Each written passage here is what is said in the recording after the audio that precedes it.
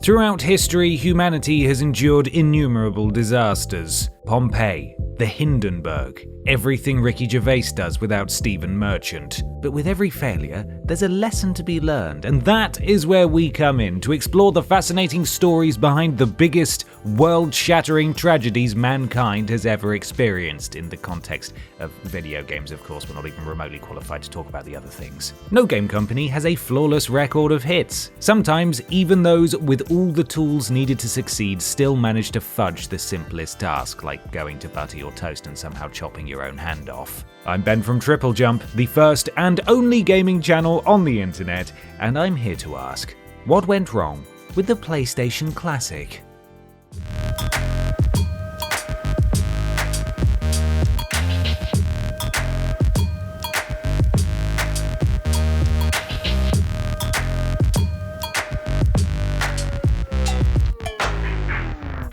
Remember this little guy, or little girl? It's the PlayStation Classic, Sony's attempt to hop onto the mini-console bandwagon, calling back to one of the most beloved generations in gaming. And everybody hated it, yourself included.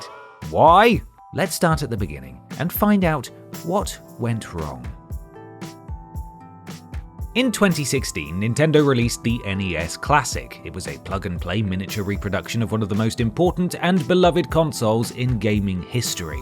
Unsurprisingly, it was a success, not least because it was released just before the holiday season, making it a perfect gift for gamers of all ages. It came with 30 games, and while the library couldn't be expanded without hacking the unit, that was okay. As a collectible/convenient way to play some 8-bit classics, it was perfect. In 2017, Nintendo followed that up with the SNES Classic. Like the NES Classic, it was a hit with fans and represented a great way to conveniently play retro games, this time from the 16-bit era, in an adorable little package. Also, like the NES Classic, this one was near impossible to find due to its popularity and limited supply, so thanks Nintendo. These were not the first plug-and-play mini-consoles on the market, far from it, actually, but Nintendo did what it does best. It convinced people the world over that they needed a little more plastic in their lives. Fans started wondering what their next mini-console would be. A Nintendo 64 Classic? A Game Boy Classic? A Virtual Boy Classic that you could screw directly into your eyeballs? For such a legendary company, the possibilities were endless. Of course, Nintendo hasn't done squat with mini-consoles since, focusing their efforts on software emulation for the Switch instead, but it didn't matter. They'd proven that fans had an appetite for high-quality, low-cost,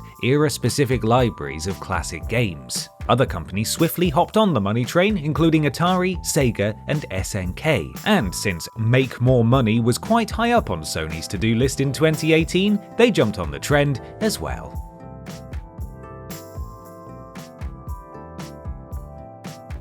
There was nothing inherently foolish about Sony tossing its mini hat into the mini ring. They may not have been in the gaming world as long as Nintendo, but there's no question the PlayStation brand is nearly as iconic. And while gamers of one age would have grown up with Nintendo's franchises, the younger generation would most likely have grown up with Sony's. The nostalgia factor would still be firmly in play. It was almost guaranteed to be every bit as successful as Nintendo's mini consoles, and could even have exceeded their wild...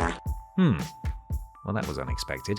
In 2018, the PlayStation Classic landed with a thud. In the years prior, gamers scrambled to get their hands on the NES and SNES classics, many of them going so far as to spend exorbitant sums on the second-hand market. With the PlayStation Classic, it was the opposite. The unit sat on shelves while gamers waited for its price to drop.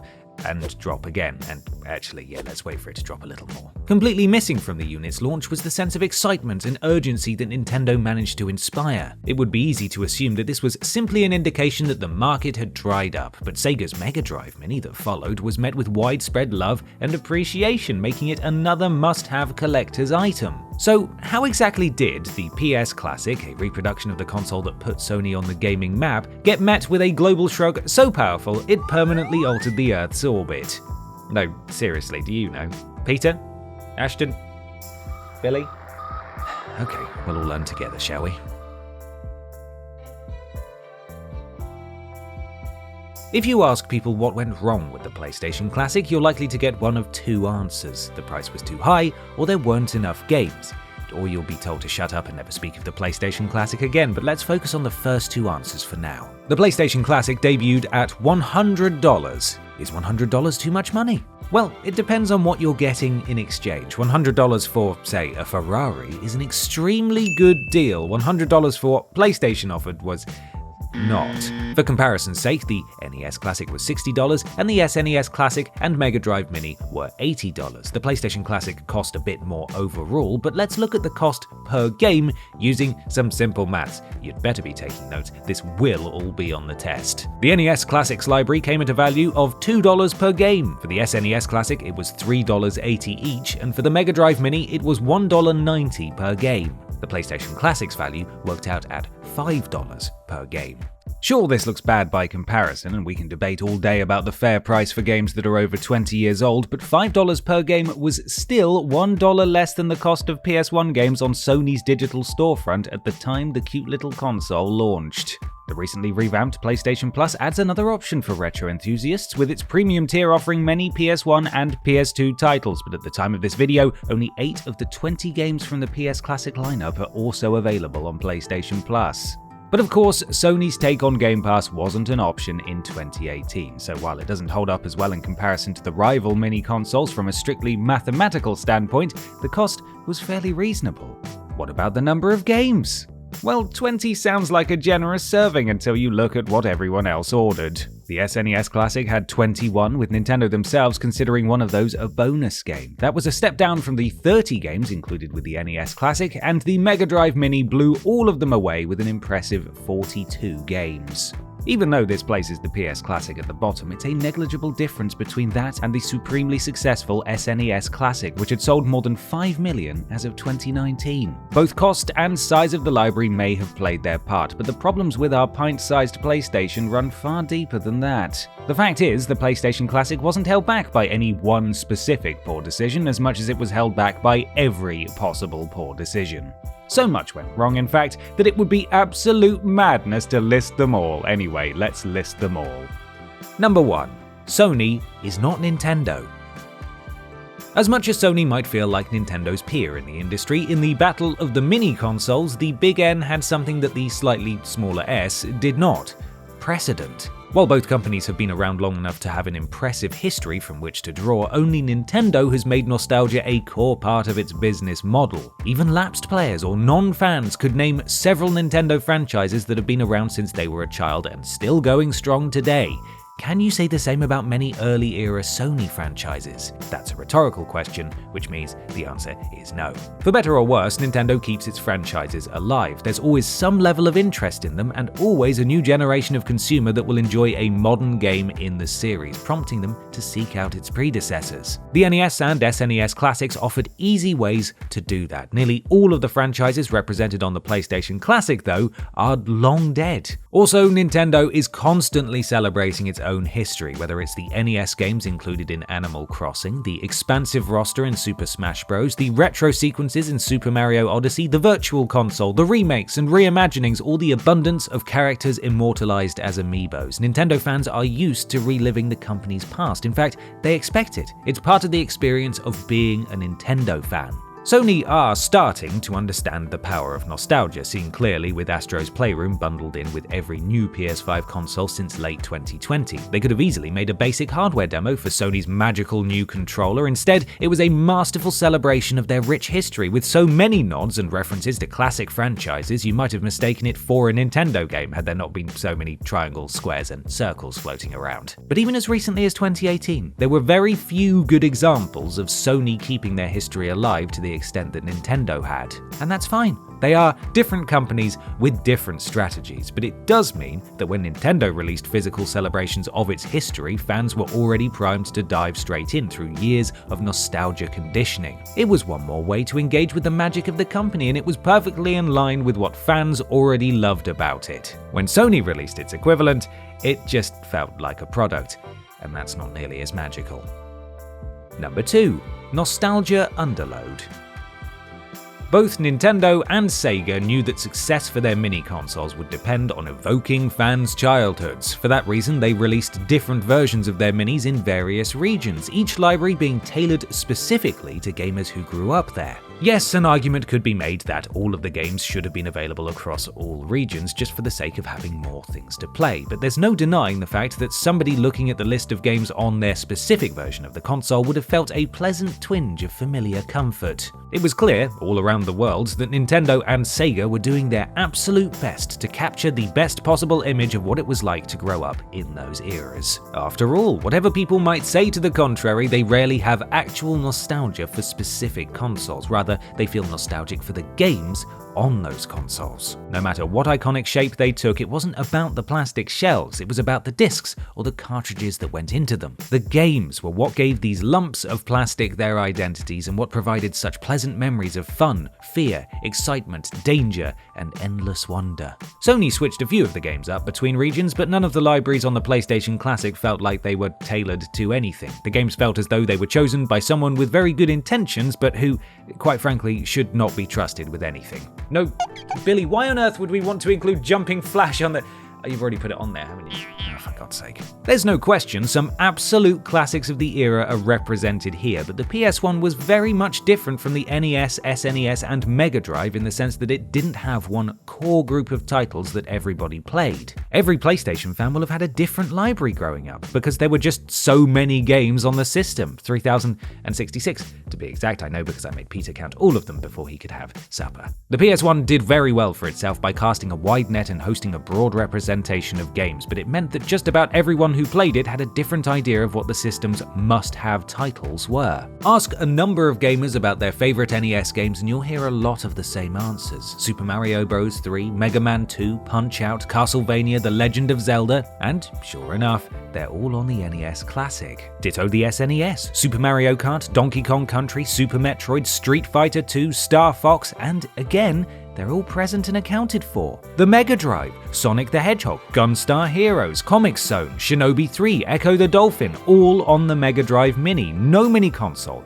will have every game that every fan loves, but by including these, they can ensure that there's enough universal love to justify a purchase. Now ask people what the definitive PS1 titles were. You'll get far less overlap, and very few games that they mention are on the PlayStation Classic. Resident Evil, Final Fantasy VII, Metal Gear Solid. So far, so good. Let's see. Silent Hill. Oh, how about Symphony of the Night?